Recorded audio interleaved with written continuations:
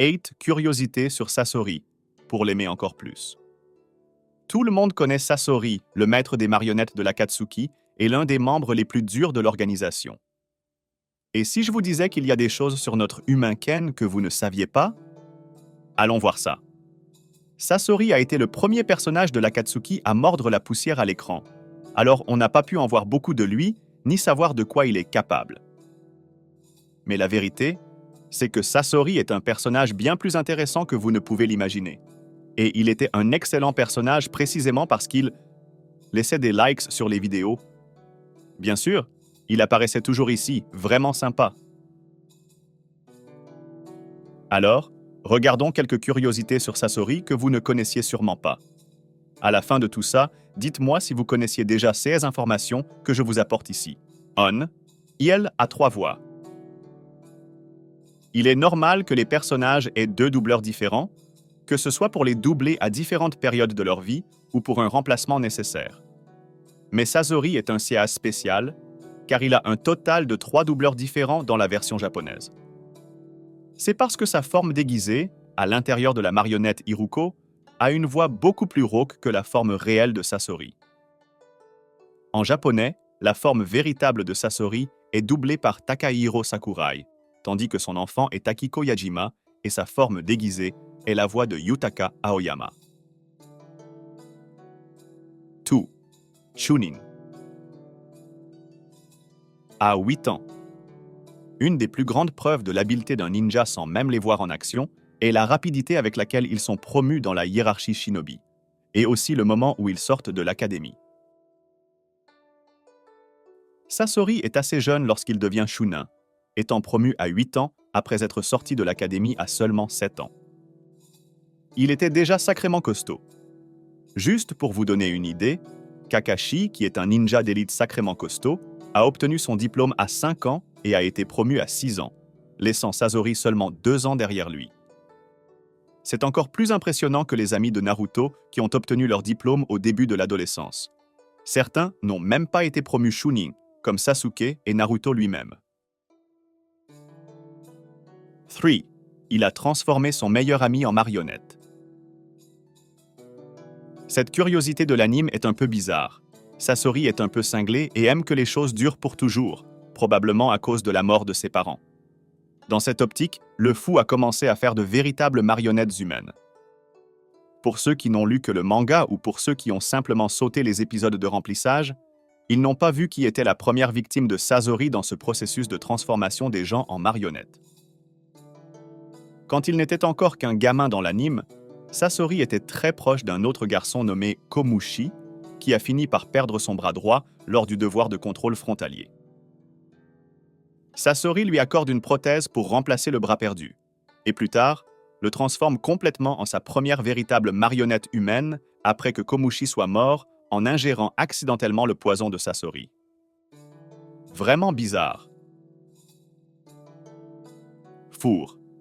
Il ne voulait pas rejoindre l'Akatsuki. Après être devenu un ninja renégat du village du sable, Sasori a été approché par Conan, qui a tenté de le recruter pour rejoindre l'Akatsuki. Au début, il a refusé l'offre, mais Conan l'a ensuite défié à un combat loyal. S'il perdait, il devrait rejoindre l'Akatsuki. D'accord, ça semble juste. Même en utilisant son corps de marionnette, il n'a pas réussi à vaincre Conan et finit par rejoindre l'Akatsuki, étant à l'origine le partenaire d'Orochimaru, puis de Deidara, comme on le sait. Mais imaginez juste ce duo, Orochimaru et Sasori, 2 mecs bizarres à la recherche de l'immortalité. Ce serait intéressant de les voir ensemble pour voir comment étaient leurs interactions. Mais il semble que les deux ne s'entendèrent pas très bien, tellement que Sasori et Pen sont allés recruter Orochimaru et ça a tout de suite mal tourné. En fait, c'est Orochimaru qui s'est porté volontaire pour rejoindre. Personne ne l'a même invité. Mais bon.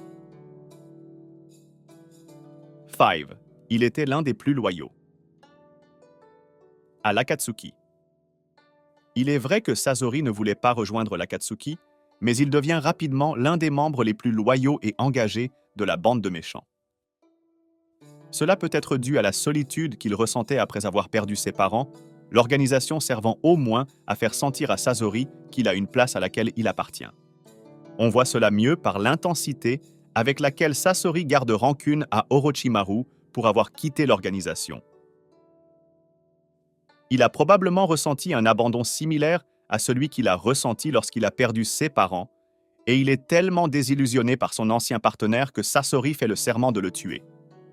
Ou c'est juste un psychopathe. 6. Ce gars est incroyable, patron!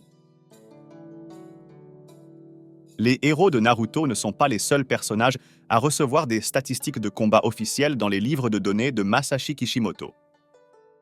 C'est un privilège qui s'étend également aux méchants de la série, et Sasori a quelques statistiques qui sont sacrément élevées. Son point le plus bas est encore au-dessus de la moyenne, sa force étant de 3 sur 5.